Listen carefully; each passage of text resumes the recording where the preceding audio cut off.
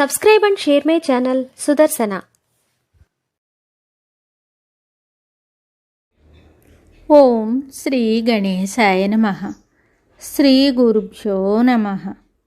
నడిచే దేవుడుగా కీర్తి వహించిన జగద్గురు శ్రీ శ్రీ శ్రీ చంద్రశేఖరేంద్ర సరస్వతి మహాస్వామి వారి గురించి నీలంరాజు వెంకటశేషయ్య గారికి మరికొందరు భక్తులకు కలిగిన అనుభవాలను అనుభూతులను తెలుసుకుందాం.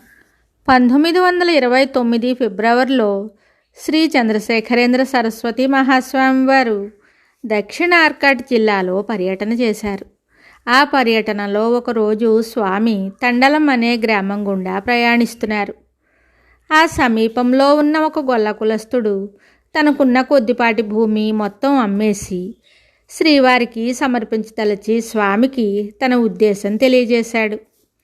ఆ పని చెయ్యకుండా అతనిని వారించడానికి స్వామి ఎంతో ప్రయత్నించారు. అయినా అతడు తన నిర్ణయం మార్చుకోలేదు. తనకున్న చారుడు భూమిని ఒక ధనవంతుడికి అమ్మేసి ఆ డబ్బు తెచ్చి స్వామికి మనఃపూర్వకంగా సమర్పించుకున్నాడు. అతడు నిరాధారుడు కావడం స్వామికి ఎంతమాత్రం ఇష్టం లేదు. అందుచేత స్వామి వెంటనే ఆ తాలూకా తహసీల్దారును పిలిపించి ఆ ప్రాంతంలో ఉన్న పోరంబోకు భూమిలో తగుమాత్రం భూమిని ఆ గొల్ల ఆసామి పేర పెట్టించారు. మరిన్ని విషయాలతో మళ్ళీ కలుద్దాం. జయ జయ శంకర హర హర శంకర.